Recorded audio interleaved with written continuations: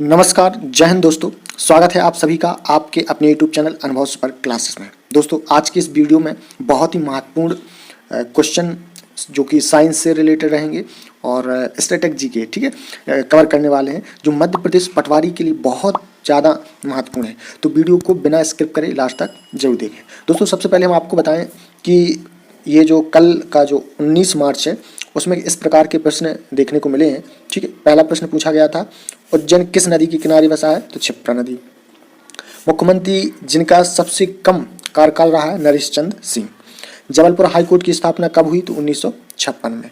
दूषित पानी पीने से कौन सी बीमारी होती है? तो टाइफाइड, हैजा और डायरिया।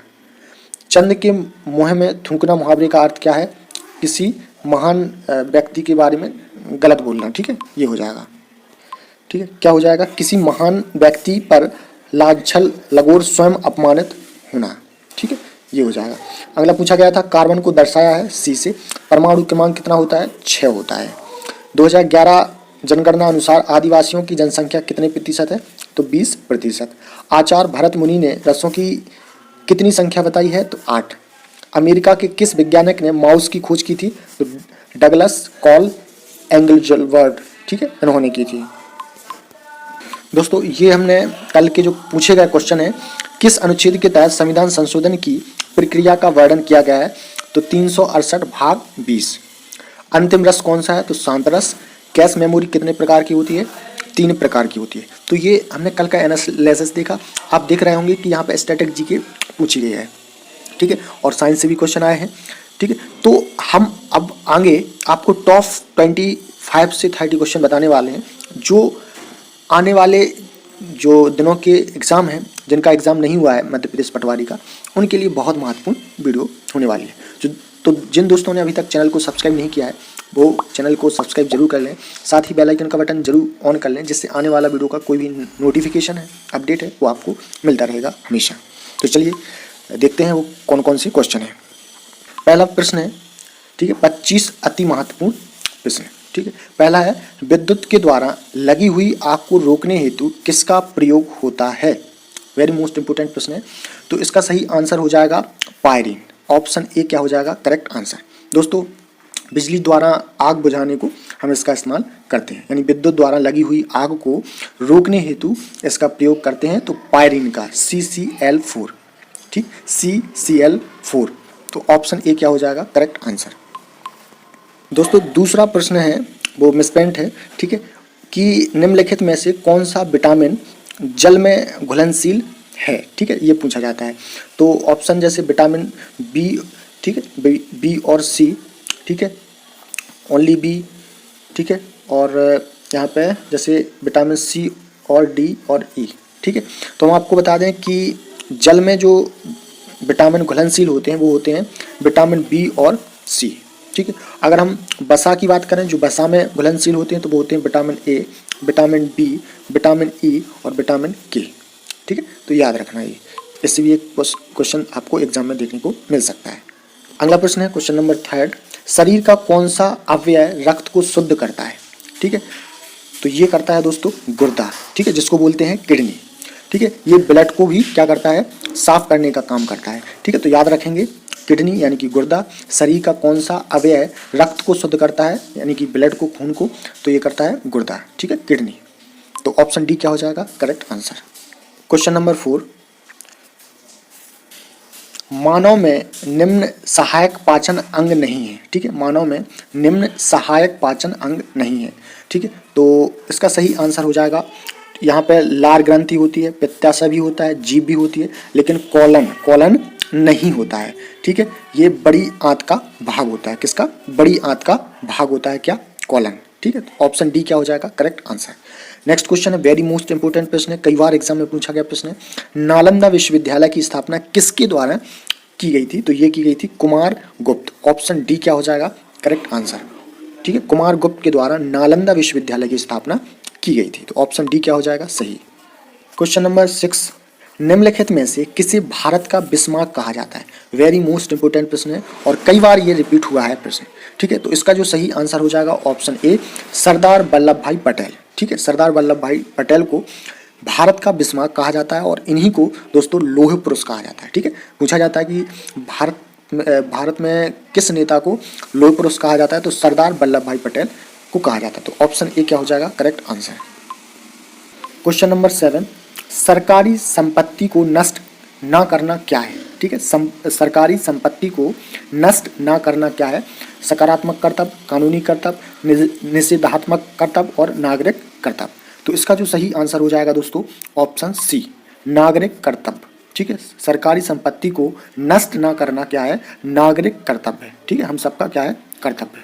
अगला क्वेश्चन है, खाने के सोडे का रासायनिक नाम क्या है? वेरी मोस्ट इंपोर्टेंट प्रश्न है, ये बहुत बार एग्जाम में पूछा जाने वाला प्रश्न है कि खाने के सोडे का रासायनिक नाम क्या है? तो इसका जो रासायनिक नाम है दोस्तों sodium by carbonate. Option A क्या हो जाएगा करेक्ट आंसर। इसको हम क्या लिखेंगे? NaHCO3। ठीक है, NaHCO3। ठीक है, याद रखेंगे। तो खाने के सोडे का रासायनिक नाम क्या है? Sodium by carbonate. ठीक है, तो ऑप्शन ए क्या हो जाएगा करेक्ट आंसर। अगला क्वेश्चन है, निम्नलिखित में से कौन सा प्रत्यक्ष कर नहीं है? ठीक है, पूछा गया है कि प्रत्यक्ष कर यानी डायरेक्ट टैक्स नहीं है। ठीक है, तो यहाँ पे आयकर प्रत्यक्ष कर होता है, निगम प्रत्यक्ष कर होता है, संपत्ति कर प्रत्यक्ष कर होता है, लेकिन सेवा कर क्या होता है? अप्रत्यक्ष कर होता है। तो ऑप्शन डी क्या हो जाएगा करेक्ट आंसर। नेक्स्ट क्वेश्चन है, जैन धर्म के 23वें तीर्थकर कौन है?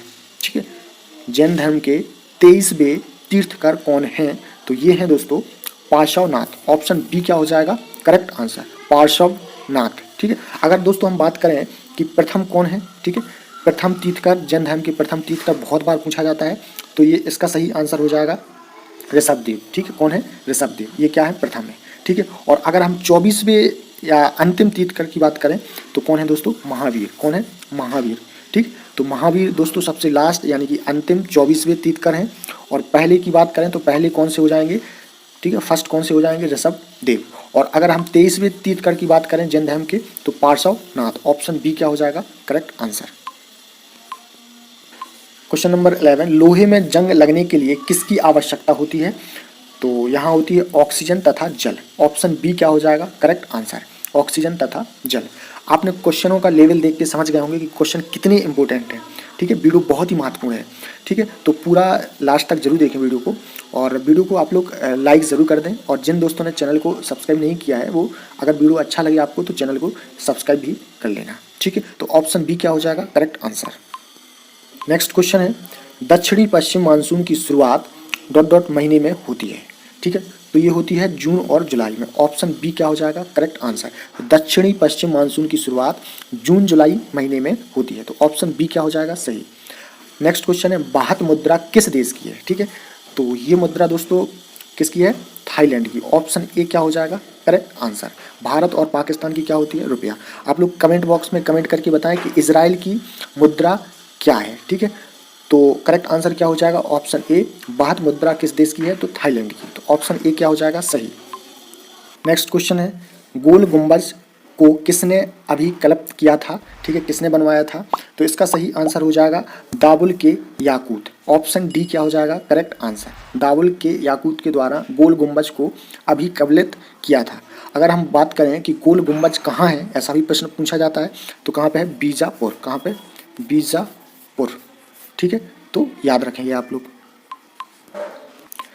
नेक्स्ट क्वेश्चन है, राष्ट्रीय खेल दिवस मनाया जाता है? कई बार एग्जाम में पूछा गया प्रश्न है, तो ये इंपॉर्टेंट है परीक्षा की दृष्टि से।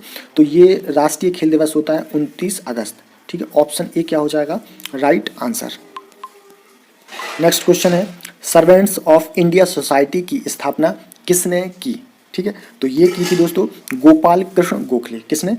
गोपाल कृष्ण गोखले जी के द्वारा सर्वेंट्स ऑफ इंडिया सोसाइटी की स्थापना की गई थी। दोस्तों एक क्वेश्चन पूछा जाता है कि महात्मा गांधी के राजनीतिक गुरु कौन थे? तो यही थे कौन? गोपाल कृष्ण गोखले। ये दोस्तों महात्मा गांधी के राजनीतिक गुरु थे। ठीक है, तो याद रखेंगे। नेक्स्ट क्वेश्चन है, जिला न्यायालय किसके नियंत्रण के अधीन होता है? जिला न्यायाधीश किसके नियंत्रण के अधीन होता है? जिला न्यायाधीश किसके नियंत्रण के अधीन होता है? तो ये होता है दोस्तों उच्च न्यायालय। ठीक है, ऑप्शन बी क्या हो जाएगा करेक्ट आंसर, उच्च न्यायालय के अधीन होता है कौन? जिला न्यायाधीश, जिसको हाई कोर्ट भी बोला जाता है। उच्च न्यायालय को क्या बोलते हैं? High court. नेक्स्ट क्वेश्चन है, नियंत्रित मुद्रास्फीति की मध्य श्रेणी को क्या कहा जाता है? ठीक है, तो इसको कहा जाता है प्रत्यव्यस्फीति। ऑप्शन ए क्या हो जाएगा करेक्ट आंसर, प्रत्यव्यस्फीति। ठीक है, क्या कहा जाता है प्रत्यव्यस्फीति, तो ऑप्शन ए क्या हो जाएगा करेक्ट आंसर। नेक्स्ट क्वेश्चन है अग्नि V के एक अंतर महाद्वीपीय बैलिस्टिक मिसाइल है, इसकी मारक क्षमता क्या है? तो दोस्तों इसकी मारक क्षमता है 5000 किलोमीटर से अधिक। ऑप्शन सी क्या हो जाएगा करेक्ट आंसर। ठीक है, तो याद रखेंगे। नेक्स्ट क्वेश्चन है हमारे सौरमंडल में सबसे गर्म ग्रह कौन सा है? ठीक है, पूछा है हमारे सौरमंडल में सबसे गर्म ग्रह कौन सा है? तो ये है दोस्तों शुक्र। क्या है? शुक्र। दोस्तों इसे पृथ्वी की बहन भी कहा जाता है। इसे शुक्र को ही सुबह और शाम का तारा भी कहा जाता है। ठीक है, तो याद रखेंगे। पूछा जाता है कि सवेरे सुबह, ठीक है, और या शाम का तारा किस ग्रह को कहा जाता है? शुक्र ग्रह को। पृथ्वी की बहन किस ग्रह को कहा जाता है? शुक्र ग्रह को। सबसे गर्म ग्रह कौन सा है? शुक्र है। ठीक है, तो यहाँ से प्रश्न बनते हैं। तो ऑप्शन ए क्या हो जाएगा करेक्ट आंसर। दोस्तों बल्ब फूटने पर आवाज होती है क्योंकि इसके अंदर निर्वात होता है। ठीक है, ऑप्शन ए क्या हो जाएगा करेक्ट आंसर। बल्ब फूटने पर आवाज होती है क्योंकि इसके अंदर क्या होता है? निर्वात होता है। तो ऑप्शन ए क्या हो जाएगा करेक्ट आंसर। नेक्स्ट क्वेश्चन है सुनामी है। ठीक है, पूछा है सुनामी है तो भूकंप के कारण उत्पन्न विशाल समुद्री लहरें। ठीक है, सुनामी क्या है? भूकंप के कारण उत्पन्न विशाल समुद्री लहरें। ठीक है, तो ये क्या है? सुनामी है। तो ऑप्शन सी क्या हो जाएगा करेक्ट आंसर। नेक्स्ट क्वेश्चन है ऊपरी सदन यानी राज्यसभा के कितने सदस्यों की नियुक्ति भारत के राष्ट्रपति द्वारा की जा सकती है? वेरी वेरी मोस्ट इंपोर्टेंट प्रश्न है।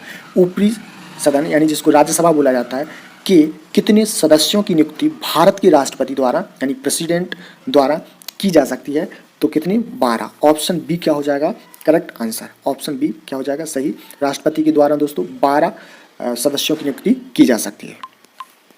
नेक्स्ट क्वेश्चन है the test of my life पुस्तक के लेखक। बहुत बार एग्जाम में पूछा जाने वाला प्रश्न है कि the test of my life पुस्तक के लेखक कौन है? तो युवराज सिंह। ऑप्शन ए क्या हो जाएगा करेक्ट आंसर। ये किसकी पुस्तक है? युवराज सिंह की पुस्तक है। ठीक है, तो याद रखेंगे। दोस्तों आज का हमारा लास्ट प्रश्न है सूर्य ग्रहण होता है जब चंद्रमा सूर्य तथा पृथ्वी के बीच में आ जाता है। ठीक है, तो क्या हो जाता है? सूर्य ग्रहण होता है। ठीक है, तो ऑप्शन सी क्या हो जाएगा करेक्ट आंसर। लेकिन दोस्तों चंद्र ग्रहण होता है जब, ऐसा भी प्रश्न पूछा जा सकता है, तो पृथ्वी सूर्य तथा चंद्रमा के बीच में आ जाता है। ठीक है, तो अगर ऐसा होता है तो क्या हो जाता है? चंद्र ग्रहण। ठीक है, चंद्र ग्रहण। ठीक है, पृथ्वी सूर्य तथा चंद्रमा के बीच में आ जाता है तो चंद्र ग्रहण, और जब चंद्रमा सूर्य तथा पृथ्वी के बीच में आ जाता है तो क्या होता है? सूर्य ग्रहण। ठीक है, तो इसका 25 का ऑप्शन सी क्या हो जाएगा करेक्ट आंसर। दोस्तों हमने आज बहुत ही महत्वपूर्ण प्रश्न देखे और हमने आपको एनालिसिस भी बताया कल का। ठीक है, 19 मार्च का, कि किस प्रकार के प्रश्न पूछे जा रहे हैं और जिन दोस्तों के आगे एग्जाम है, ठीक है, तो उनके लिए हमने टॉप 25, ठीक है, कुछ एक्स्ट्रा फैक्ट भी बताए हैं। ठीक है, तो हम आपके लिए इस प्रकार की डेली वीडियो लाते रहेंगे। ठीक है, तो अगर अभी तक आपने वीडियो को लाइक नहीं किया है तो आप लोग वीडियो को लाइक कर दें, और चैनल को सब्सक्राइब नहीं किया है तो चैनल को सब्सक्राइब भी कर लें और बेल आइकन का बटन ऑन कर लें, जिससे वीडियो का हर नोटिफिकेशन आपको समय पर सबसे पहले मिलता रहे। तो दोस्तों फिर मिलेंगे एक ऐसी न्यू वीडियो के साथ, तब तक के लिए नमस्कार, जय हिंद।